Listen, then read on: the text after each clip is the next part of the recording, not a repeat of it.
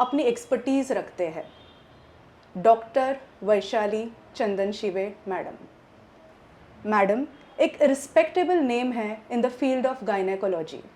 She has more than 25 years of experience. Madam एक अहम authority है मुंबई म्यूनसिपल कॉरपोरेशन में।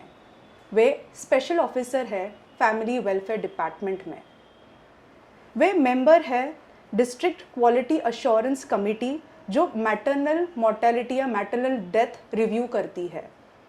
वे मेंबर है उन कमिटीज़ की जहां एमटीपी, पीसीपीएनडीटी, सरोगेसी, एआरटी ये सारे एक्ट्स जो होते हैं वो इम्प्लीमेंट होते हैं और इसका सुपरविजन किया जाता है। Madam welcome to our show. Welcome, thank you. Madam जैसे मैंने कहा कि प्रेगनेंसी या डिलीवरी जब हम बात करते हैं सबसे इम्पॉर्टेंट फेज़ होता है एक महिला के लिए। कैसे मैम इसको हम सेफ़ बनाएं, जैसे हम सेफ़ मदरहुड जिसको कहते हैं, कैसे इसको सेफ़ बनाएं? फर्स्ट ऑफ ऑल आपसे जानना चाहेंगे कैसे कैलकुलेट करें delivery date?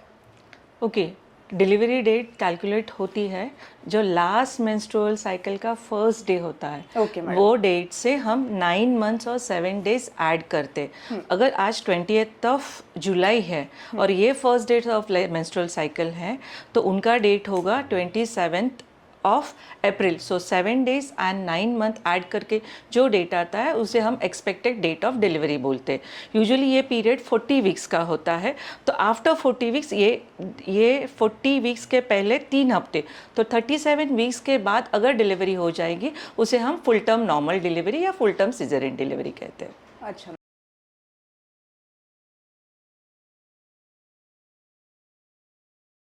Ma'am, pregnancy space को क्या ट्राइमेस्टर्स में डिवाइड किया जाता है? क्या आप हमारे दर्शकों को बता पाएंगे इस बारे में? जी हाँ, क्योंकि ये पूरा 9 महीने का समय है तो ये हम 3 महीने में डिवाइड करते हैं। फर्स्ट ट्राइमेस्टर 3 महीने का, सेकेंड ट्राइमेस्टर 3 महीने का, लास्ट ट्राइमेस्टर 3 महीने का। तो फर्स्ट ट्राइमेस्टर के कुछ अलग मायने होते, कुछ अलग टेस्ट करने होते।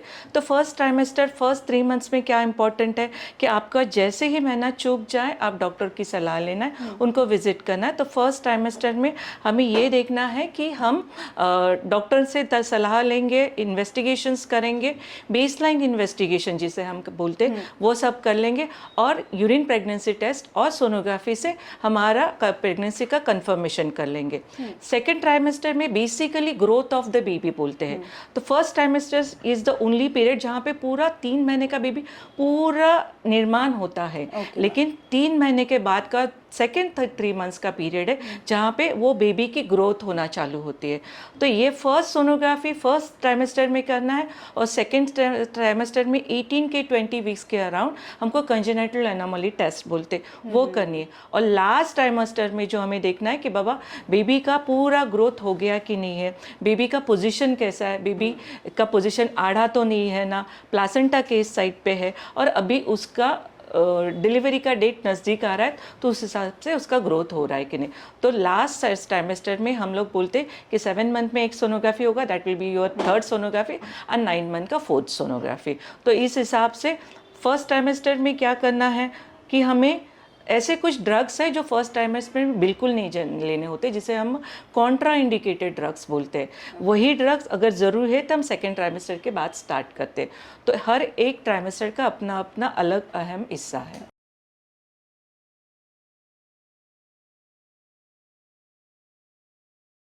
मैम आप एक कॉम्पिटेंट अथॉरिटी है मैटरनल डेथ रिव्यू इस कमेटी की। मैम क्यों ये इम्पॉर्टेंट है ये बात करना कि मैटरनल डेथ्स भी होते हैं और क्या इस टॉपिक की क्या अहमियत है? एक्चुअली पूरा एंटीनेटल केयर और पूरा प्रेगनेंसी का केयर है वो हमें क्यों लेना है। अल्टीमेट हमारा ऑब्जेक्टिव एम यही है कि डिलीवरी के बाद माँ और बच्चा अच्छा रहे। ये माँ और बच्चा अच्छा आने के लिए हमको पूरा प्रेगनेंसी, इनफैक्ट प्रेगनेंसी के पहले भी हमें ट्रीटमेंट लेनी ज़रूरी है। लेकिन इतना सब होते हुए ही भी हमने देखा है कि मैटरनल डेथ्स होते हैं। तो एक्चुअली मैटरनल डेथ क्या है? तो मैटरनल डेथ जब से वो महिला प्रेग्नेंट हुई वो डेट से, वो डिलीवरी के बाद बाद 42 डेज में। तो अगर इसी में कोई भी कारण में अगर ये डेथ हो गई तो उसे हम मैटरनल डेथ बोलते हैं। अभी मैटरनल डेथ के दो इम्पॉर्टेंट रीजंस है, डायरेक्ट कॉज बोलते हैं और इनडायरेक्ट कॉज बोलते हैं। डायरेक्ट कॉज में कोई भी कारण है जो प्रेगनेंसी रिलेटेड है, जैसे कि ब्लीडिंग हो रहा है, ब्लड प्रेशर बढ़ रहा है, प्रेगनेंसी के दरमियान ही डायबिटीज़ हो गया, उसके कॉम्प्लिकेशंस हो गए और डेथ हो गई अनफॉर्चुनेटली, तो उसे डायरेक्ट कॉज बोलते हैं। या फिर डिलीवरी के वक्त कुछ गड़बड़ हो गई है, बच्चा अटक गया है या बहुत सारी ब्लीडिंग हो गई है, पोस्टपार्टम हेमरेज बोलते हैं, तो उसे हम डायरेक्ट कॉज बोलते हैं। इनडायरेक्ट कॉजेस में कैसे कि ये फॉर एग्जाम्पल एक महिला को पहले से हार्ट डिसीज़ है, वो हार्ट डिसीज़ प्रेग्नेंट रहने तक तो नॉर्मल था, लेकिन प्रेगनेंसी के में उसमें कॉम्प्लिकेशन हो गए और अनफॉर्चुनेटली उसकी डेथ हो गई। या फिर प्रेगनेंसी के दरमियान उसको कुछ इन्फेक्शन हो गया। अभी आपने देखा होगा कोविड में प्रेगनेंसी में कोविड रिलेटेड डेथ्स ज़्यादा हो गए, तो उसे हम इनडायरेक्ट डेथ्स बोलते हैं। तो हम लोग मैटरनल मोर्टालिटी रिव्यू में each and every death in Mumbai is being scrutinise, discuss, और फाइनल उसका क्या होता है कि ऐसे नहीं कि किसी को गलती से डेथ हो गई या पनिशमेंट देना है। इसका मेन कारण यही है कि हमें ये देखना है कि ये डेथ क्यों हुई और कौन से स्टेप में हम लोग शायद इसे अवॉइड कर सकते, सो दैट सिस्टम में बेटरमेंट लाया जाए। तो ultimate aim of maternal death review committee यही है कि हम जो अभी सुविधा है उसमें और क्या क्या कर सकते हैं, क्या क्या प्रिकॉशंस ले सकते हैं कि आगे जाके ऐसे डेथ ना हो पाए। हर and every death is not we can say preventable, but maternal pregnancy itself है फिजियोलॉजी। प्रेग्नेंट रहना ये नॉर्मल है, डिलीवरी होना ये नॉर्मल है, लेकिन यहाँ कहाँ जो पैथोलॉजी हो रही है वो हमें प्रिवेंट करनी है। तो ये अल्टीमेट है हमारा मैटरनल डेथ रिव्यू कमेटी का, एंड अल्टीमेट एम ही वही है कि माँ और बच्चा दोनों सही सलामत वो घर में पहुँचे। यस मैम, आपने जस्ट बताया हमें कि जैसे फेज़ होते हैं, ट्राइमेस्टर्स के बारे में बताया। मैम, एंटीनेटल केयर जब हम आपसे जानना चाहेंगे, क्या होता है antenatal care? Okay, pregnancy is divided again into 3 parts. Antenatal care माने जब तक वो प्रेग्नेंट है, तो हम जैसे बोलेंगे 1 महीना 1.5 महीने में समझा तो डिलीवरी तक। इंट्रानेटल केयर जो हम प्रॉपरली डिलीवरी में ही जो केयर लेते वो अलग तरीके का केयर लेते हैं, और उसके बाद डिलीवरी के बाद जो केयर लेते हैं उसे पोस्ट नेटल कहते हैं। तो वो डिलीवरी से लेके 42 डेज तक रहता है। मैम, ANC केयर के बारे में कैसे हमारे दर्शकों को अगर आप बताना चाहें? ओके, प्रेगनेंसी केयर या एंटीनेटल केयर में 3-4 चीज़ें रहते हैं कि exactly as a doctor, as a hospital हम क्या करते।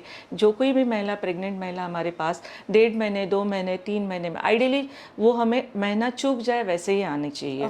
ऐसे नहीं कि हम 3-4 महीने तक रुके। ये मिथ्स है कि बाबा 7वें महीने में जाना है या 4थे महीने में जाना। नहीं, आपका जैसे महीना चूक जाए कि आपको लग रहा है कि हाँ 1 हफ्ता ऊपर हो गया, 2 हफ्ता ऊपर हो गया, तो हमें जाके डॉक्टर को दिखाना है। तो फर्स्ट हम क्या करते हैं, उसकी पूरी हिस्ट्री जान लेते हैं। तो हिस्ट्री में उसका लास्ट डेट क्या था, जैसे मैंने पहले बताया, उस हिसाब से उसका expected date of delivery calculate कर लेंगे।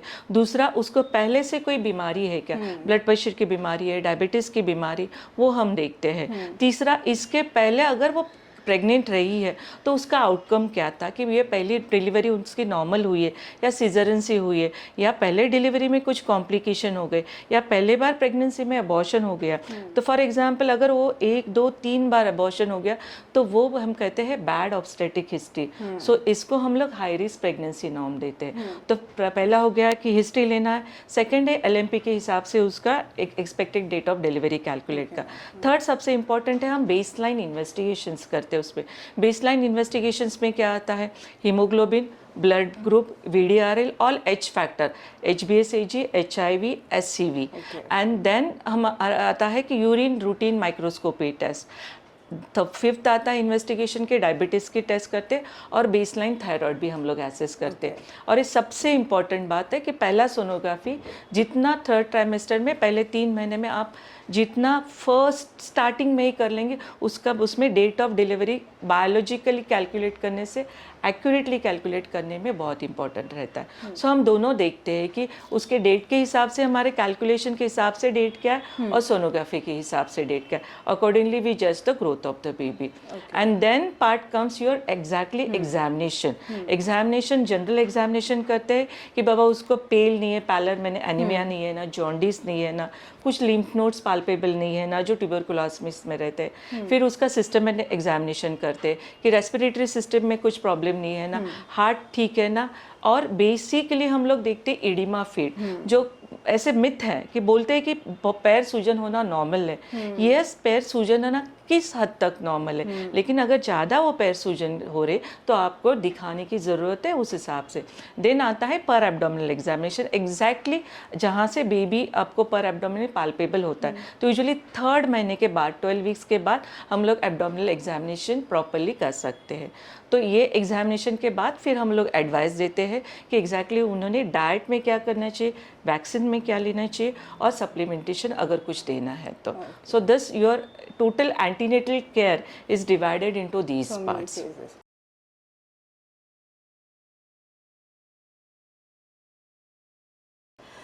मैम, हर एक ट्राइमेस्टर में कुछ रूटीन चेकअप्स होते हैं जो एक प्रेग्नेंट वुमन को करने होते हैं। जैसे मैंने पहले अभी के इसमें बताया कि आपको ब्लड इन्वेस्टिगेशंस करने हैं, सोनोग्राफी करनी है। अभी ब्लड इन्वेस्टिगेशन हाउ फ्रीक्वेंटली, एक बार आपका मैंने बताया जैसे अगर बेसलाइन इन्वेस्टिगेशंस हो जाएंगे तो आपको बाद में रिपीट आपके हीमोग्लोबिन के लेवल से करना है। अगर आपका हीमोग्लोबिन नॉर्मल है तो ठीक है, अगर आप एनीमिया आ रहे तो फिर आगे का इन्वेस्टिगेशन करते कि ये एनीमिया कौन से तरीके का है, कि ये आयरन डेफिशिएंसी एनीमिया है या हीमोग्लोबिनोपैथीज है। यूजुअली 90% इंडियन वुमेन्स में एनीमिया पाया जाता है। तो ये इम्पॉर्टेंट है कि आपका बेसलाइन हीमोग्लोबिन क्या है। देन सेकेंड थिंग है कि अगर ये हीमोग्लोबिन कम है या रूटीनली हम लोग एवरी विजिट 1 मंथ या 3 मंथ्स के बाद हीमोग्लोबिन की जांच करते हैं। सो दिस इज हो गया ब्लड इन्वेस्टिगेशन। अगर शुगर नॉर्मल है, यूरिन नॉर्मल है, तो usually we don't advise for more investigation every visit. But if she complains, for example किसी को बहुत उल्टी होती है, कुछ भी खाना हजम नहीं होता, देन फिर आगे जाके हम लोग टेस्ट करते कि इसके लिए और कुछ टेस्ट करना, लीवर फंक्शन टेस्ट है या किडनी फंक्शन टेस्ट है, वो भी कर लेते। सेकेंड इंपॉर्टेंट थिंग कि सोनोग्राफी करना। अभी कितने सोनोग्राफीज करने चाहिए, तो at least minimum 4 sonography in total 9 months में करने चाहिए। तो फर्स्ट सोनोग्राफी आपका फर्स्ट ट्राइमेस्टर में हो गया। यूजुअली हम लोग बोलते हैं कि अराउंड 12 to 13 वीक्स में न्यूक्लियर ट्रांसलूसेंसी टेस्ट बोलते हैं for congenital anomaly. Then 18 to 20 weeks में कंप्लीट बेबी का ग्रोथ देखने के लिए each and every congenital anomaly rule out करने के लिए हम टेस्ट करते हैं। 7th मंथ में इन बिटवीन प्रेगनेंसी का ग्रोथ इंटरवल देखने के लिए करते। और 9th मंथ में स्पेसिफिकली बेबी का ग्रोथ कैसा है देखना है, बेबी के आजू बाजू का लाइकर पानी जिसे बोलते हैं, गर्भजल जिसे बोलते वो कैसे है देखना है, पोजीशन कैसी, एंड इम्पॉर्टेंटली प्लासेंटा जो पहले नॉर्मल था अभी नॉर्मल है कि नहीं है। ये 4 सोनोग्राफी करना ज़रूरी है। इसके अलावा अगर कुछ सोनोग्राफी ज़रूरत पड़ी, कभी कभी होता है कि बाबा पानी थोड़ा कम हो गया, जिसे हम एमनियोटिक फ्लूइड इंडेक्स बोलते हैं, एक अहम फैक्टर है उसमें का, बेबी के ग्रोथ में कम हो रहा है, तो may be with in 2 weeks we again repeat करते। तो आगे के टेस्ट डॉक्टर के और आपके पेशेंट के स्टेटस के हिसाब से करते किया जाता है।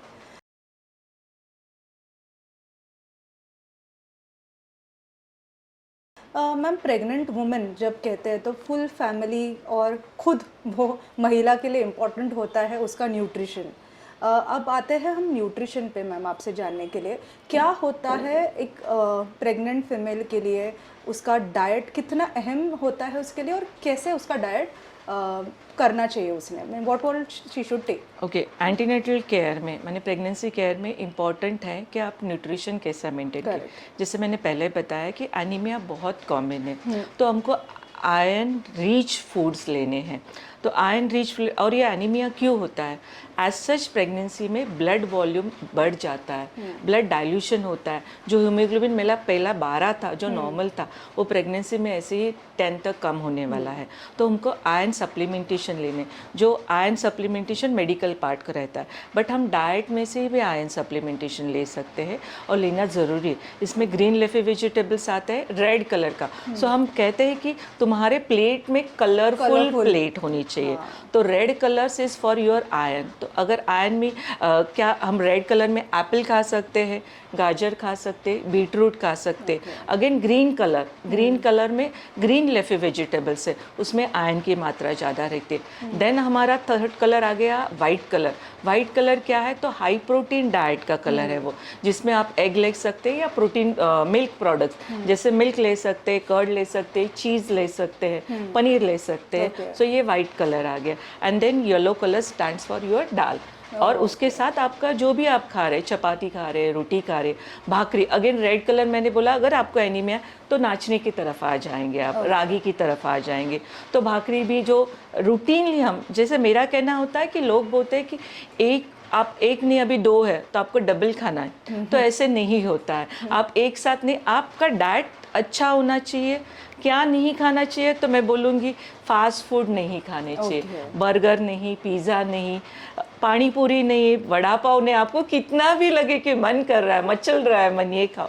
हाँ, अगर आपको ये खाना है तो आप घर पे बना के खा सकते हैं ये। तो फास्ट फूड नहीं खाना है आपको।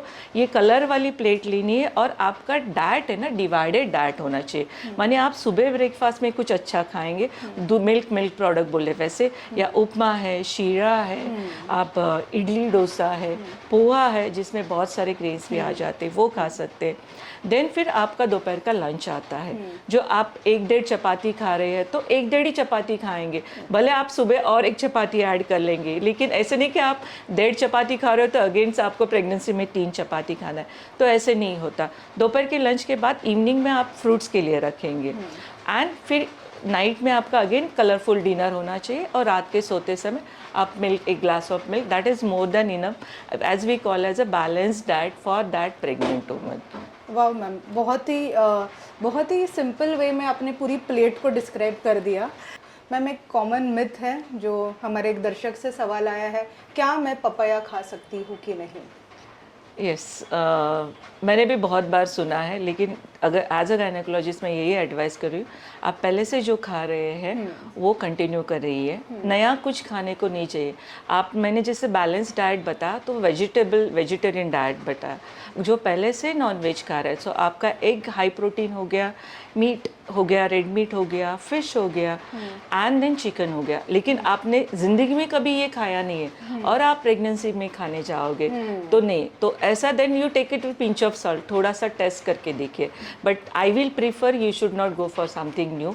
हाँ, पपैया, कोई बोलता है कि पपैया बहुत गर्म होता है, पपैया खाने से अबॉर्शंस होते हैं, तो आपके घर में कोई स्पेसिफिकली बोल रहा है और इतने सारे अलग फ्रूट्स अवेलेबल है, then don't go for it. But papaya खाने से अबॉर्शन होता है ये अभी तक प्रूव नहीं है।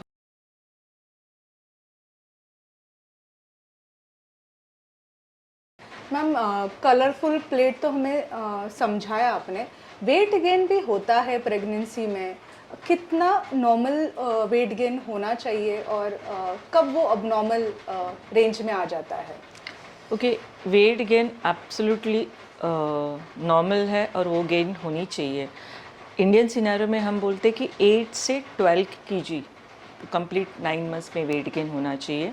और इसके अपने अपने मायने, अगर 8 किलो से आपका कम वेट गेन हो रहा है, माने आप कुपोषित है या फिर बच्चे पे इंट्रायूट्राइन ग्रोथ रिटार्डेशन हो रहा है, इसकी वजह से वेट गेन नहीं हो रहा है। और 12 kg से ऊपर है तो इट डिपेंड्स ऑन आपका बेस लाइन वेट कितना है, आपका BMI क्या है। Body mass index is very important nowadays. So 18 to 25, 18 के नीचे आपका है तो आप अंडर वेट आ रहे, 25 के ऊपर है तो आप ओबेसिटी में जा रहे। तो BMI आपका बेसिक क्या है उस हिसाब से हम वेट गेन करते।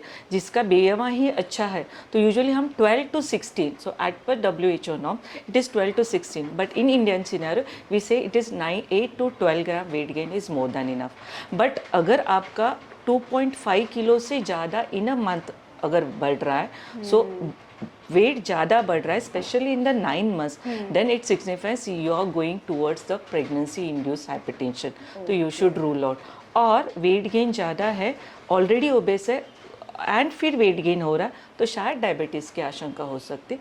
तो इस हिसाब से आपको ज़्यादा भी वेट गेन नहीं होना चाहिए और अंडर वेट भी आप नहीं होने चाहिए। ओके।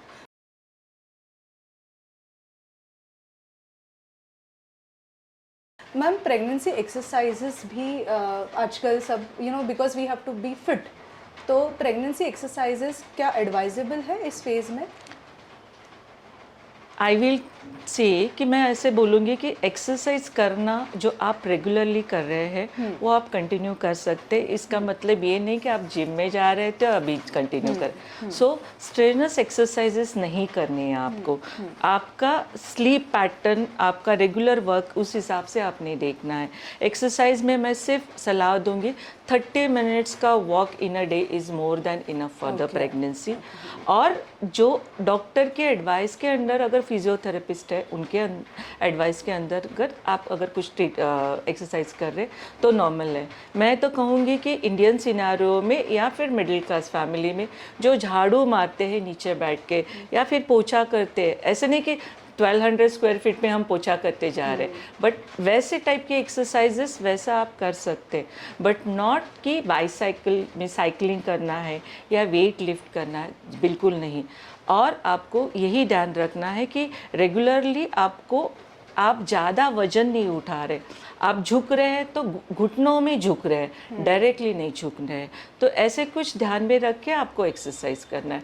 बट स्पेसिफिक एक्सरसाइज अभी कुछ वीडियोस अवेलेबल है, बट आप अपने डॉक्टर की सलाह लेंगे। आपके डॉक्टर ने जो बोला है वही आप करेंगे आपकी सेहत के हिसाब से।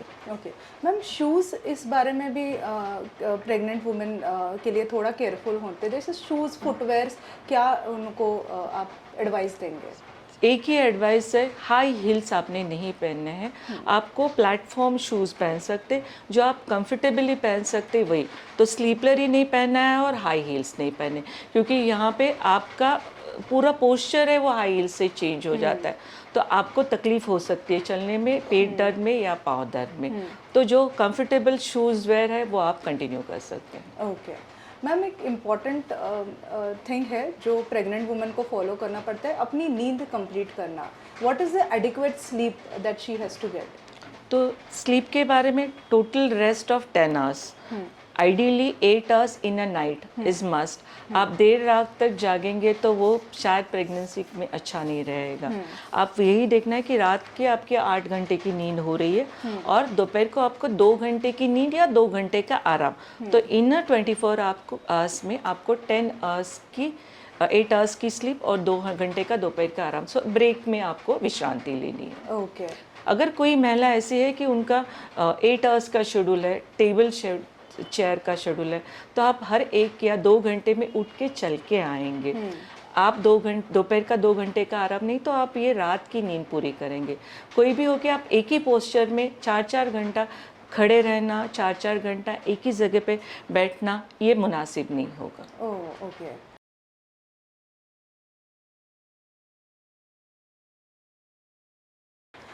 मैम आते हैं हम एक इम्पॉर्टेंट सेगमेंट में अब, जहाँ पर हम आपसे जानना चाहते हैं कि क्या ऐसे मेडिसिन्स है जो हमने लेने हैं enough when we are pregnant, जैसे आयरन टैबलेट्स प्रिस्क्राइब किए जाते हैं, कैल्शियम टैबलेट्स प्रिस्क्राइब किए जाते हैं, क्या कहेंगे मैम हमारे ऑडियंस से आप? जैसे मैंने पहले ही बताया कि एनीमिया कॉमन है और दूसरी बात है हीमोग्लोबिन लेवल भी कम हो जाते। तो जैसे हमने बोला कि हम एग्जामिनेशन ये करते हैं, ये टेस्ट करते हैं और आपको एडवाइस, जैसे हमने डाइट कवर कर लिया, क्या करना चाहिए, एक्सरसाइज नहीं। अभी आते हैं हम लोग मेडिसिन क्या लेना चाहिए। तो कॉमनेस्ट मेडिसिन हम आयरन है, आयरन सप्लीमेंटेशन है, कैल्शियम है and the most important is folic acid है। तो सब बोलते हैं कि फोलिक एसिड पहले ट्राइमेस्टर में 3 महीने लेना ज़रूरी है, बट मैं आपको बोल रही हूँ कि आप जब भी डॉक्टर के पास पहुँचते हैं या आपको लगता है कि महीना चूक गया, तो ऑलरेडी 5 हफ्ते या 6 हफ्ते हो गए आप प्रेग्नेंट होके, तो ये फोलिक एसिड आप जैसे ही प्लान कर रहे हैं प्रेगनेंसी में, तो वैसे ही आपको ये फोलिक एसिड स्टार्ट, तो आपकी शादी हुई है, नई शादी, 6 महीने के बाद आप प्लान कर रहे हैं प्रेगनेंसी के लिए, तो आपने फोलिक एसिड तभी चालू करना है। सो बेबी को फोलिक एसिड किस लिए है, तो फोलिक एसिड जिसे हम न्यूरल ट्यूब डिफेक्ट बोलते हैं, जो मस्तिष्क के ग्रोथ के लिए बहुत इंपॉर्टेंट है, वो फर्स्ट ट्राइमेस्टर में आपको लेना है। सो वो 5 मिलीग्राम का डोज है। सेकेंड आता है iron supplementation, usually ferrous sulphate देते हैं या कोई भी फेरस कंटेंट जिसमें 150 मिलीग्राम ऑफ एलिमेंटल आयरन रहता है। और थर्ड सप्लीमेंटेशन है कैल्शियम का 1000 का डोज। इसमें सबसे इम्पॉर्टेंट ये है कि आपको ना कैल्शियम और आयरन की टैबलेट साथ में नहीं खानी है। अच्छा। और खाना खाने के साथ नहीं खानी है, उसको अब्सॉर्प्शन में इशू होता है। तो यूजुअली हम एडवाइस करते हैं अगर किसी को वॉमिटिंग ज़्यादा नहीं हो रहा है तो खाना खाने के पहले आप आयरन की टैबलेट लेंगे, खाना खाने के बाद 2 घंटे के बाद आप कैल्शियम की टैबलेट लेंगे। सो दोनों टैबलेट में डिफरेंस रहेगा। कोई भी हालत में आपको दोनों साथ में नहीं लेनी और खाना खाने के साथ नहीं लेनी है। यूजुअली ये हम बोलते हैं ना, डायबिटीज़ में खाना खाने के पहले ये दवाई ले लो, खाना खाने के बाद 2 घंटे बाद ले लो एसिडिटी। तो वैसे ये टाइमिंग्स आपको याद रखने हैं। ओके मैम, कुछ इंजेक्शंस भी होते हैं जो प्रेग्नेंट फीमेल को दिए जाते हैं, वैक्सीन्स, क्या कहेंगे मैम, कौन से वैक्सीनेशंस ज़रूरी है और कब लेने ज़रूरी है? ओके, वैक्सीनेशन में सबसे इम्पॉर्टेंट है कि प्रीवियस हिस्ट्री भी पूछते हैं। अभी नाउअडेज ना कि गूगल बाबा सब लोग यूज़ करते हैं, तो बहुत कुछ गूगल मटेरियल सब अवेलेबल रहता है, नेट पे रहते, सब सर्च करते हैं। तो कोई भी वैक्सीन आप प्रेगनेंसी के पहले, लाइव वैक्सीन जिसे बोलते, वो 6 वीक पहले लेना चाहिए। हेपेटाइटिस बी है उसमें, रूबेला है, ऐसे कुछ वैक्सीनेशन की हिस्ट्री है तो आपके डॉक्टर को 101% फर्स्ट विजिट में ही बताना है कि ये वैक्सीन मैंने लिया था। तो ये प्री प्रेगनेंसी का हो गया। बट प्रेगनेंसी में the only vaccine we suggest is injection TT. As per WHO norm we can go head with the tetanus with diphtheria, that is TD vaccine. तो TD vaccine is available in India everywhere, and it has to be taken 2 doses, one month apart during any time of the pregnancy, not necessarily in the first trimester. But अगर किसी का ये second pregnancy within 2 years of gap है और first pregnancy में अगर 2 injection लिए तो इस बार आप एक ही इंजेक्शन TD का लेंगे, that will be considered as a booster dose. Other vaccination no. All live vaccinations are contraindicated in pregnancy. But आपको याद होगा कोविड में हम कोविड वैक्सीन देते थे, दैट वाज मस्ट। देन इसके पहले हमारा H1N1 इन्फेक्शन आया था, इन्फ्लुएंजा इन्फेक्शन आया था, तभी हम लोग H1N1 वैक्सीन महिलाओं को भी, गर्भवती महिलाओं को भी देते थे। सो आप जो एरिया में रह रहे हैं वहाँ पे जो डिसीजेज है वो डिसीजेस की कुछ डिमांड रहती है, प्रेगनेंसी में देना है नहीं देना है। सो उस हिसाब से वैक्सीनेशन चेंज होता रहता है। Right now today in India we are providing only a tetanus and diphtheria vaccine, TD vaccine 2 doses. Okay. किसी किसी को रहता है ना anti rabies vaccine, okay, that anti rabies अभी चलो कुछ अनफॉर्चुनेट हो गया और आपने को कुत्ते ने काट लिया तो इस हालत में क्या करोगे आप? तो एंटी रेबीज वैक्सीन तो कॉन्ट्रा इंडिकेटेड है, नहीं लेना है। बट आपकी सेहत बहुत इम्पॉर्टेंट है, उससे आपको कॉम्प्लिकेशन हो सकता है, आपकी जान को भी खतरा हो सकता है। तो इर्रेस्पेक्टिव ऑफ प्रेगनेंसी स्टेटस हम लोग ARV vaccine with consent of a mother दे देते हैं। सो ये वैक्सीनेशन के बारे में बहुत इम्पॉर्टेंट है। Okay.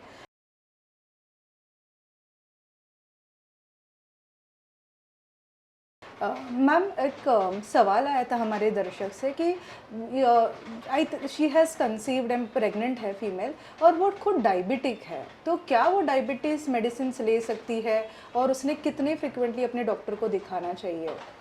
Okay, diabetes nowadays, blood pressure diabetes जिसे हम नॉन कम्युनिकेबल डिसीज़ बोलते हैं वो भी कॉमन होता जा रहा है, may be because of a lifestyle condition. Okay, तो डायबिटीज़ अगर पहले से है तो याद रखना है कि आपको डायबिटीज़ जब भी ट्रीटमेंट चालू है तभी डॉक्टर को बताना है कि हमारी मनीषा ऐसे है कि हम प्रेग्नेंट रहे। तो डॉक्टर आपको पहले से ही बताएंगे कि ये सबसे इम्पॉर्टेंट है प्री कंसेप्शन केयर में कि आप पहले से डायबिटिक है, डॉक्टर से सलाह लेंगे, आपका डायबिटिक लेवल कंट्रोल में है तो आप प्रेगनेंसी के लिए जा सकते हैं। You can think about pregnancy.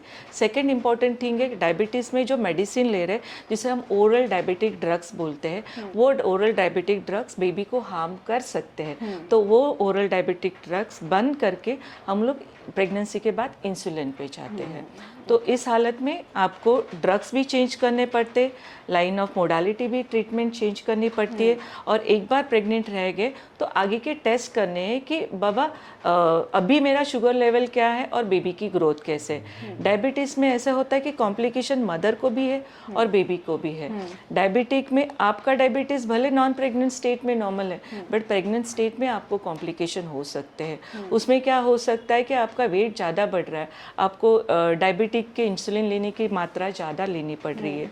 कभी कभी जैसे हम बोलते हैं ना कि आँखों पे तकलीफ हो रही है या किडनी पे उसका असर आ रहा है, जिसे हम डायबिटिक रेटाइनोपैथी, डायबिटिक न्यूरोपैथी और डायबिटिक नेफ्रोपैथी, ये कॉम्प्लिकेशंस हो सकते हैं। वो सब ध्यान में रख के डायबिटिक का चेकअप करना, और उसके साथ में बेबीज, नॉर्मली डायबिटीज़ में बेबी का ग्रोथ वजन बहुत ज़्यादा होता है तो उसे हम मैक्रोसोमिया बोलते हैं। अगर बेबी का वजन 4 kg से ज़्यादा है कि डिलीवरी के वक्त महिला को भी तकलीफ हो सकती है, तो उस हालत में सीजरियन सेक्शन करना मुनासिब होता है, नहीं तो शोल्डर डिस्टोशिया जैसे कॉम्प्लिकेशंस हो सकते हैं। ओके मैम, इम्पॉर्टेंट एक होता है हाइपरटेंसिव प्रेगनेंसी, जैसे पेशेंट को ऑलरेडी बीपी है या कभी कभी प्रेगनेंसी में भी बीपी बढ़ जाता है, थोड़ा अगर आप हमारे दर्शकों को बताएंगे।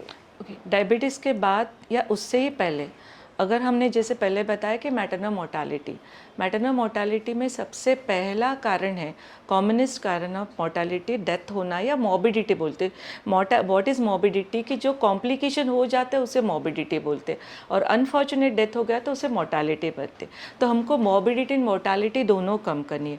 तो कम करने के लिए क्या कारण, जो कारण है उसको हमको कम करना है। सबसे बड़ा कारण है ब्लीडिंग होना, डिलीवरी के वक्त ब्लीडिंग होना, हेमोरेज होना हद से ज़्यादा। तो हद से ज़्यादा क्या होता है, 500 ml नॉर्मल डिलीवरी में ब्लीडिंग होना नॉर्मल है, और सीजरियन में 1000 ml का लॉस होना। कोई भी इससे ज़्यादा है तो उसे हम PPH, पोस्टपार्टम हेमरेज बोलते हैं। वो कॉम्प्लिकेशंस होके फिर ब्लीडिंग होके हाइपोवॉल्यूमिक शॉक होके डेथ हो सकती है। तो haemorrhage is the one of the commonest reason. तो इसीलिए हम बोलते हैं कि एनीमिया ट्रीट करना ज़रूरी है। दूसरा कॉमनेस्ट रीज़न है कि hypertensive disorder in the pregnancy. तो ये हाइपरटेंसिव डिसऑर्डर इन प्रेगनेंसी क्या हो सकता है कि आपको पहले से ही हाइपरटेंशन है और फिर वो प्रेगनेंसी में बढ़ गया, और आपको इसके पहले कभी भी प्रेगनेंसी में नॉर्मल स्टेट में हाइपरटेंशन नहीं था। जैसे आप प्रेग्नेंट हो गए उसमें आपका ब्लड प्रेशर डिटेक्ट हुआ कि वो हाई है, तो उसे हम प्रेगनेंसी इंड्यूस हाइपरटेंशन बोलते हैं। और ये प्रेगनेंसी इंड्यूस हाइपरटेंशन यूजुअली जैसे आपकी डिलीवरी हो जाएंगे वो अपने आप कम हो जाता है, बट उसके कॉम्प्लिकेशंस बहुत है। कॉम्प्लिकेशंस क्या हो सकते हैं कि ब्लड प्रेशर बढ़ के इतना बढ़ रहा है कि उसको आकड़ी आ सकती है, जिसे हम एक्लाम्शिया बोलते हैं। लीवर पे इसका इफेक्ट आ सकता है, किडनी पे इफेक्ट आ सकता है, डायरेक्टली ब्रेन में हेमरेज होकर डेथ हो सकती है। सो ये जो कॉम्प्लिकेशंस है ये ना हुए इसके लिए हम लोग each and every visit of ANC, normally 4 ANC visit minimum in Indian scenario होने चाहिए, और as per WHO criteria total 8 visit in 9 months में होने चाहिए। तो first 2 visit in first trimester में 1 विजिट, सेकेंड ट्राइमेस्टर में 2 विजिट, और थर्ड ट्राइमेस्टर में 5 विजिट्स होने चाहिए। तो रफली बोला जाएगा तो हम ऐसे कहते हैं कि 7वें महीने तक आप महीने में 1 बार डॉक्टर को दिखाना ज़रूरी है।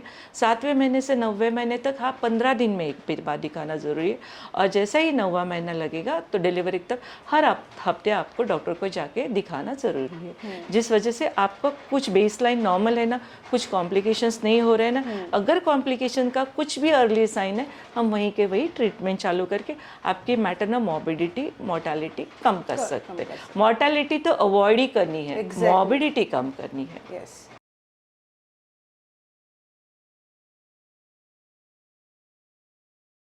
मैम, क्या है वो डेंजर साइंस या वार्निंग साइंस इन प्रेगनेंसी जिसको हमें ध्यान रखना है और ऐसा होते ही तुरंत हमारे डॉक्टर के पास जाना है?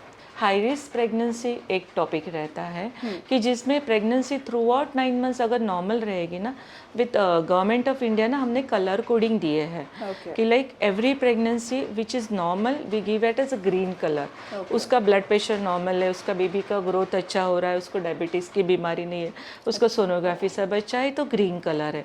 रेड कलर देते हैं when it is a high risk pregnancy. तो हाई रिस्क प्रेगनेंसी में क्या आता है कि इसके पहले उसकी बैड ऑब्स्टेट्रिक ट्रॉमेटिक हिस्ट्री थी, शायद 2-3 अबॉर्शंस हो गए, या डिलीवरी के वक्त बहुत ब्लीडिंग हो गया है, या फिर डिलीवरी कॉम्प्लिकेटेड हो गई, उन्हें ट्राई किया लेकिन नॉर्मल नहीं हो पाया, और बच्चा डिलीवरी के वक्त ही बच्चे को कुछ तकलीफ हो गई और बच्चा नहीं रहा। तो ये सब जो कॉम्प्लिकेटेड डिलीवरीज की हिस्ट्री है, या अभी के प्रेगनेंसी में अगर ब्लड प्रेशर बढ़ रहा है, तो थर्ड कलर है हमारा ब्लू कलर देते। Hypertensive disorder in pregnancy is noted as a blue colour, और जिनको डायबिटीज़ या थायराइड की बीमारी है, जिसे हम एंडोक्राइन डिसऑर्डर्स बोलते हैं, उसे हम येलो कलर देते। So whole pregnancy is divided into in 3 colours. Okay, danger signs in pregnancy बहुत सिंपल है, बट ये हर बार ना दुर्लक्षित होते हैं, इन पे ध्यान नहीं दिया जाता, और या कुछ मिथ है। अभी क्या सबसे इम्पोर्टेंट है, अभी बारिश का मौसम है, डेंगू है, मलेरिया है, लेप्टोस्पायरोसिस है, या फिर दमे की बीमारी है, ऐसे हालत में हाई ग्रेड फीवर 100 के ऊपर टेम्परेचर आना बिल्कुल नॉर्मल नहीं है। हाई ग्रेड फीवर में आप एक टैबलेट पैरासीटामोल लेके जितना जल्दी हो सके डॉक्टर के पास जाएंगे। दूसरा है सर दर्द, बहुत भारी में सर दर्द होना। नॉर्मल सर दर्द, हाँ आप कंप्यूटर पे काम कर रहे हैं, 3-4 घंटे हो गए, सर थोड़ा भारी हो गया, तो दैट उसे हम भारी बोलते ना, जोरों का सर दर्द नहीं बोलेंगे। सर दर्द ऐसा है कि आपको ऐसे लग रहा है कि अभी मुझे कुछ सूझ नहीं रहा है, सर कहीं पे जा कोई पटकू, ऐसे सर दर्द, ये निशानी है आपका ब्लड प्रेशर बहुत बढ़ गया। तो ऐसे सर दर्द में आपको डॉक्टर को तुरंत दिखाना है।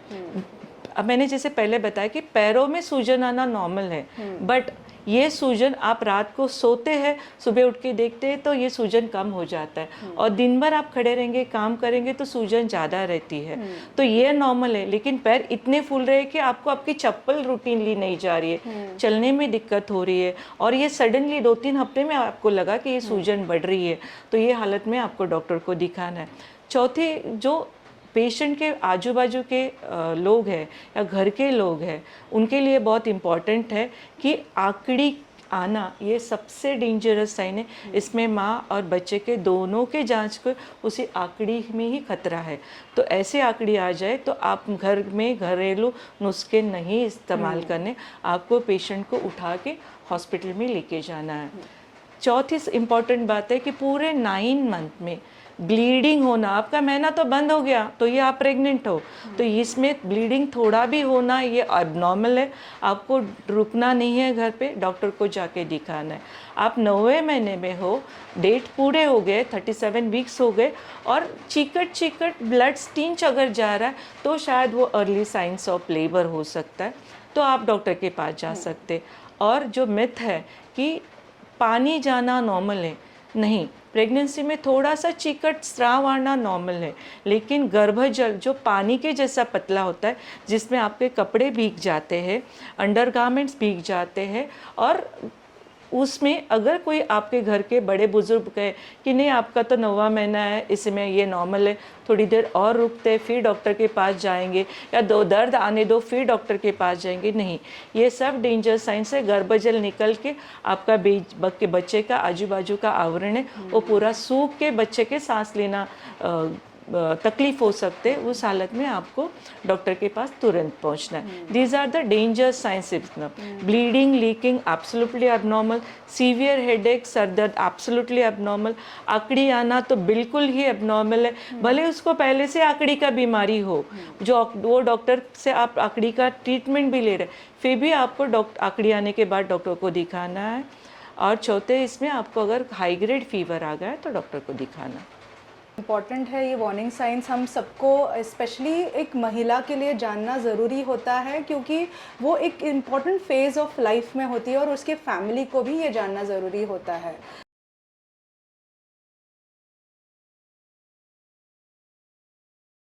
मैम, हमने देखा है कि इवन इन आवर फैमिलीज़ की डिलीवरी डेट जब हम प्लान करते हैं, हम जनरली माँ के घर के पास या मेरी मम्मी के नज़दीक, जैसे हम वी प्रेफर दैट। तो क्या कहेंगे मैम, कैसे प्लान करना होता है वो हॉस्पिटल जहाँ पे हम अपना नाम लिखा सकें? ओके, ये हम लोग एएनसी में ये सब देखा कि केयर कैसे लेने हैं, कितनी बार जाना है।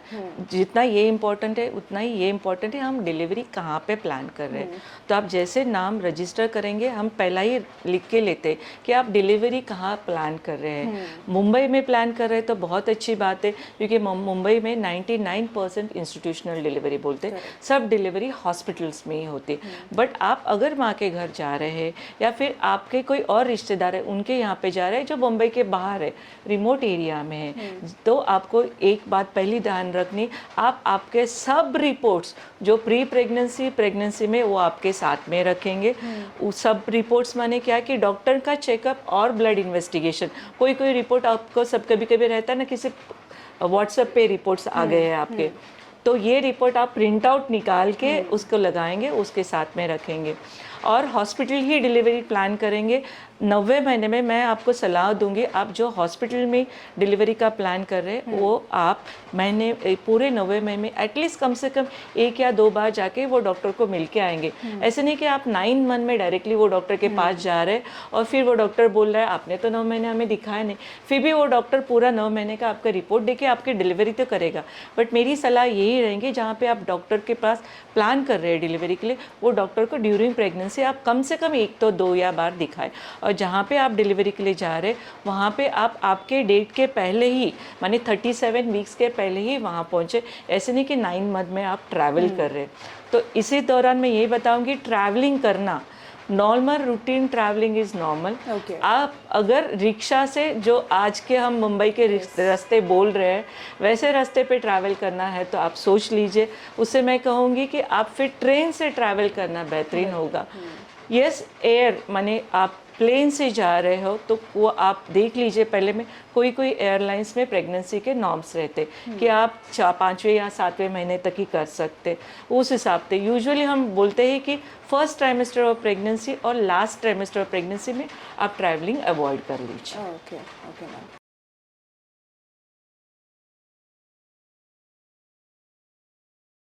मैम, प्रेगनेंसी या डिलीवरी की डेट जैसे नज़दीक आती है, ड्यूरिंग दिस फेज़ में कुछ फॉल्स पेन्स कभी कभी शुरू हो जाते हैं। क्या होते हैं ये फॉल्स पेन्स और एक्चुअली लेबर पेन्स को कैसे डिफरेंशिएट किया जाए? प्रेगनेंसी में ना, जिसे बच्चादानी या बच्चा पेट में है, वो बच्चादानी यूट्रस कड़क होना, कॉन्ट्रैक्ट होना वैसे नॉर्मल है, जिसे हम ब्रेस्टेनिक कॉन्ट्रैक्शन बोलते हैं। तो महिला को क्या समझ में आता है ना कि मेरा पेट कड़क हो रहा है, तो ये नॉर्मल है। बट ये पेट कड़क होने के साथ अगर आपको पेट में दर्द होना चालू हो जाएगा तो वो एबनॉर्मल है। जैसे मैंने बताया 37 वीक्स के बाद आपको कभी भी पेट में दर्द हो जाएगा तो ये साइंस ऑफ अर्ली लेबर हो सकता है। तो लेबर में हम बोलते हैं लेटेंट फेज ऑफ लेबर और एक्टिव फेज ऑफ लेबर। उसके पहले है कि फॉल्स लेबर पेन्स एंड जिसे लेबर पेन्स, तो वो डिस्ट्रीब्यूट कैसे करेंगे। फॉल्स लेबर पेन जैसे मैंने बोला कि ब्रेस्टेनिक कॉन्ट्रैक्शन, हाँ मुझे कड़क लग रहा है, तो ये पेन्स नहीं है। ये कड़क होने के साथ आपको दर्द हो रहा है, ये पहली बात दर्द होना। दूसरी बात, ये दर्द आपको रुक रुक के आ रहा है, माने आधा घंटे में एक बार रुका दर्द आया, फिर आधा घंटे में आ गया, फिर देखा कि मुझे 15 मिनट में आ रहा है। तो ये दर्द का इंटेंसिटी बढ़ना और फ्रीक्वेंसी बढ़ना, ये साइंस ऑफ लेबर है। थर्ड थिंग है, माने पहले मैंने बोला कि इसका इंटेंसिटी बढ़ना कि पहले सिर्फ कुछ सेकेंड्स के लिए था, अभी ज़्यादा टाइम रह रहा है, 1-1, 2-2 मिनट रह रहा है। तो ये फ्रीक्वेंसी बढ़ रहा है, हाफ एन आवर में बढ़ रहा है, 15 मिनट में आ रहा है। तो ये 2 चीज़ें हैं, पहले की दर्द के हिसाब से। सेकेंड मोस्ट इम्पॉर्टेंट थिंग है कि नीचे की जगह से आपका चिकट ब्लड स्टेन कुछ लिक्विड के जैसा ऐसे जाना, ये भी नॉर्मल हो सकता है। और एक सबसे इम्पोर्टेंट, ये दर्द हो या दर्द ना हो, बच्चे का मूवमेंट, बच्चा हर घंटे में 3 से 4 बार घूमना नॉर्मल है। 7वें महीने में बच्चा पूरा घूमता है तो हमको लात मारता है ऐसे भी बोलते हैं, बट वही हम 9वें महीने में जाएंगे तो हमको सिर्फ मूवमेंट महसूस होती है। ऐसे नहीं कि बच्चा जोर जोर से हिल रहा है, वो जोर से हिलना कम होता है 9 मंथ में क्योंकि जगह कम होती है, बच्चा अभी पूरा हो गया। लेकिन 3 से 4 मूवमेंट होना नॉर्मल है। बच्चा अगर नहीं घूम रहा है तो ये एबनॉर्मल साइन है, या कम घूम रहा है, ये एबनॉर्मल साइन है। माने बच्चों को अंदर सांस लेने में कुछ तो तकलीफ हो रही, तो ये हालत में आप डॉक्टर के पास जाएंगे, बच्चा घूमना कम हो जाएगा, बच्चा घूमना बंद हो जाएगा, या फिर आपको लेबर पेन्स के जैसे पेन से ऐसे हो। तो डेंजर साइंस में ये भी एक है बच्चे के हिसाब से कि बच्चा घूमना कम हो जाना या बंद हो जाना, तभी आपको डॉक्टर के पास पहुंचना ज़रूरी है।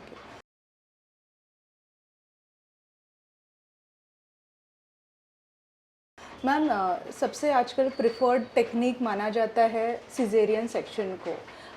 क्या इंडिकेशंस होते हैं सिजेरियन सेक्शन के, और कब प्रेफर करना चाहिए किसी भी वुमेन ने कि वो LSCS या सिजेरियन सेक्शन में जाए?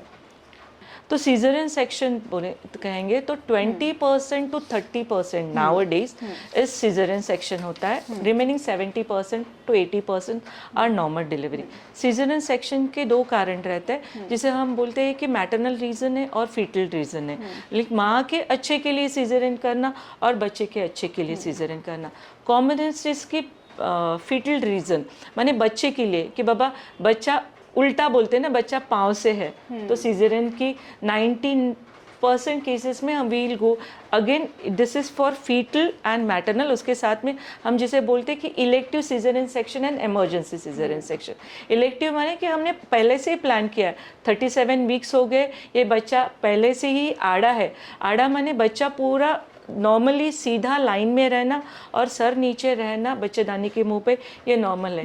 बच्चा उल्टा होना माने पाँव नीचे और सर ऊपर है, और बच्चा आड़ा है मीन्स ट्रांसवर्स लाई है। ट्रांसवर्स लाई है या ब्रीच है, उस कंडीशन में हम इलेक्टिव सीजरियन में जाते। डायबिटीज़ का बेबी है जो बच्चे का वजन 4 किलो से ज़्यादा है, नॉर्मल होने की आशंका बहुत कम है, उस हालत में हम इलेक्टिव सीजरियन के लिए जाते हैं।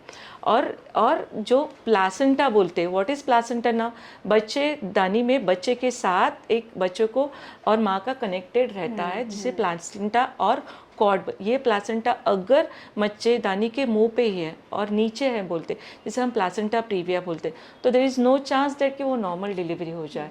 तो ये रीज़न में हम लोग इलेक्टिव सीजरियन सेक्शन।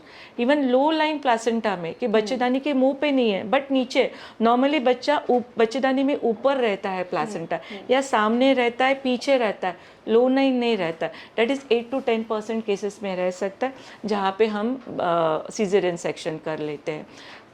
और दूसरा कॉमन रीज़न है ये बच्चे के बारे में और प्लासेंटा के बारे में कि डिलीवरी के दर्द तो चालू हो गया, बट डिलीवरी के दर्द के हिसाब से बच्चा आगे प्रोसीड नहीं हो रहा है। लेबर पेन्स से कुछ प्रॉब्लम हो रहा है, या बच्चे के वजन से कुछ प्रॉब्लम है, या माँ की बॉडी ऐसे है कि वो बच्चे का सर और माँ की बॉडी जहाँ से डिलीवरी हो रही उसका प्रोपोर्शनल कम ज़्यादा है, जिसे हम केपाटो पेल्विक डिसप्रोपोर्शन बोलते हैं। वो हालत में कभी कभी क्या होता है कि बच्चे का सांस फूलने लगता है, बच्चे का दम घुटने लगता है। उसका अर्लीस्ट साइन है कि बच्चा, हम कॉमन लैंग्वेज में बोलते हैं, बच्चे ने माँ के पेट में संडास कर लिया, that is meconium stain amniotic fluid. वो हालत में हम सीजरियन करते हैं। अभी ये हो गया कि बच्चे के बारे में। ना माँ के कौन से ऐसे कंडीशन है कि जहाँ पे हम सीजर कर सकते। प्रीवियस एलिसिस पहले दोनों सीजर में डिलीवरी में हमने सीजर ही किए हैं। पहले एक सीजरियन सेक्शन है, तो हम लोग मोस्टली ज़्यादा ट्रायल नहीं देते। प्रीवियस 2 सीजर तो directly we go for a section only. दूसरा कि माँ की ऐसी कुछ कंडीशंस है कि जिसमें अगर वो पेन्स में जाएगी तो उसको तकलीफ हो सकती। Common is a heart disease, अगर उसको हार्ट की कुछ बीमारी है तो उसमें हम लोग इलेक्टिव सीजरियन सेक्शन में जाते। तो ये कुछ कारण है, वैसे तो बहुत लंबी लिस्ट है, बट वो एक कॉमनेस्ट रीज़न मैं आपको बता रही हूँ कि ये कंडीशंस में मैटरनल हो सकते हैं, ये कंडीशन में फीटल कंडीशंस होते हैं कि हम सीजरियन सेक्शन करें। और उसमें भी प्लान सीजरियन सेक्शन कि सब OT-BT सब प्लान करके कर रहे हैं, और जिसमें कि डिलीवरी को हमने चांस दिया, बट कुछ ऐसे अंदरूनी हो गया कि हमें अभी आगे नहीं जा सकते, हम सीजरियन करेंगे। आप बोलेंगे कि क्या नॉर्मल है, कि क्या अच्छा है, तो मैं बोलूँगी अब अगर सब सही है तो normal delivery is always better for that mother then a caesarean section. But caesarean section indicated cases में टाइमली नहीं करना, ये मदर और बेबी के दोनों को जान को खतरा हो सकता है। मैम आपने इतना इस पूरे डिस्कशन में हमें एक पूरे फेज़ कवर कर लिया, आपने पूरा फेज़ ऑफ प्रेगनेंसी, जहाँ पर आपने डिवीजन ऑफ प्रेगनेंसी बताया, कैसे खाना खाना है बताया, वैक्सीनेशन के बारे में बताया, डेंजर साइंस के बारे में बताया, और डिलीवरी डेट कैसे प्लान कर सकते बताया।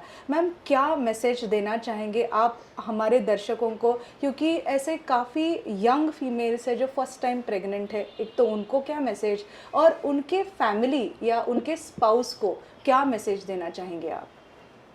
ओके ये सब में हमने और एक इम्पॉर्टेंट टॉपिक है जिसे हम फैमिली प्लानिंग कहते हैं। हाँ। सो मेरा मैसेज स्टार्ट होगा प्री कंसेप्शन केयर से।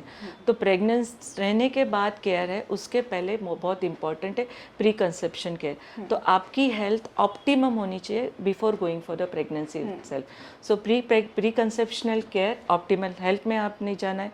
सेकेंड में एंटीनेटल केयर देनी है, पूरा 9 मंथ की ट्रीटमेंट देनी। Institution and institutional delivery only. आप कोई भी मिथ्स लेके या गूगल सर्च या फिर इंटरनेट में जाके, वो मैं बिल्कुल सलाह नहीं दूंगी। आप आपका नॉलेज बढ़ा सकते हैं, बट ट्रीटमेंट एंड एडवाइस आप डॉक्टर के हिसाब से ही लेंगे। So in all first thing is your pre-conception care, antenatal care, intranatal care with a hospital delivery and postnatal care 40 to minimum 42 days में। तो आप और बच्चा दोनों ही अच्छा हो जाए। सो आज जैसे बोलो हम मंथ ऑफ जुलाई में है, सो 11 July was our world population day. Okay तो ये साल के लिए थीम ही है इंडिया का। इट्स इन मराठी, आई वा जेव्हा मन आणि शरीर तैयार असेल तेव्हा। तो आपको प्रेग्नेंट तभी रहना है जब आप खुद का शरीर और खुद का मन फैमिली प्रेगनेंसी के लिए रेडी है। एंड कॉम्प्लिकेशंस तो आपको अवॉइड ही करने हैं, तो इसके लिए total care institutional delivery is most important with your family planning. So family planning covers not only contraception but the whole health of the family and mothers itself. And ये delivery के बाद आपको तभी प्रेगनेंसी में ही सोचना है कि इसके बाद आपको जल्दी प्रेग्नेंट नहीं होना है। तो उसके लिए क्या क्या साधन हम इस्तेमाल कर सकते हैं वो आपके डॉक्टर से जांच लीजिए। So your pregnancy doesn't cover or complete it without having your total complete knowledge about the family planning. Very important और क्लियर मैसेज मैम से आया है। स्वास्थ्य मातृत्व, स्वास्थ्य शिशु और स्वास्थ्य समाज, यही हमारा थीम था आज जो हमने ये टॉपिक लिया था इन टर्म्स ऑफ प्रेगनेंसी और सेफ मदरहुड। और डॉक्टर वैशाली मैडम से हमने इतने इम्पॉर्टेंट मैसेजेस जाने हैं ताकि हम अपनाएं इस जर्नी में और हम हमारे सेफ मदरहुड इस कॉन्सेप्ट को पूरा जिए। और मैम आप आए हमारे शो में और आपने अपना कीमती वक्त देकर इतने इम्पॉर्टेंट फेज़ को जो मदरहुड या प्रेगनेंसी इस टॉपिक को इतने इम्पॉर्टेंट और क्लियर वे में बताया। Thank you so much. मैं बहुत धन्यवाद देना चाहूँगी। It's our privilege to have you on our show ma'am. हमारा यही प्रयास है हेल्थ आशा में कि आप हमसे जुड़े रहे। आपके और भी कोई हेल्थ टॉपिक्स हो जो आप हमसे जानना चाहेंगे, प्लीज़ हमें ईमेल कीजिए, फॉलो कीजिए हमारे वीडियोस, शेयर कीजिए आपके फैमिली और फ्रेंड्स से और बताइए हमें कि कैसे लग रहा है आपको हमारा show. Please follow and here the full video so that आपको पूरा समझ सके कि क्या क्या इम्पोर्टेंट है जो जानना चाहिए हमें अगर हमें कोई भी हेल्थ इशू, कोई भी हेल्थ समस्या हो। प्रेगनेंसी ये इम्पॉर्टेंट टॉपिक है आपके लिए, एक महिला के लिए और उसकी फैमिली के लिए। प्लीज़ देखिए पूरा वीडियो। थैंक यू हमसे जुड़ने के लिए। नमस्कार। ऐसे मोर हेल्थ इन्फॉर्मेशन वीडियोस के लिए देखते रहिए हमारा channel health Asha talk show by doctor Priya Devlekar. आपको अगर कोई हेल्थ इन्फॉर्मेशन या हेल्थ इश्यूज रिलेटेड कोई भी जानकारी चाहिए तो email us on the below email ID. Follow कीजिए हमारा चैनल, सब्सक्राइब कीजिए और शेयर कीजिए हमारा चैनल। नमस्कार।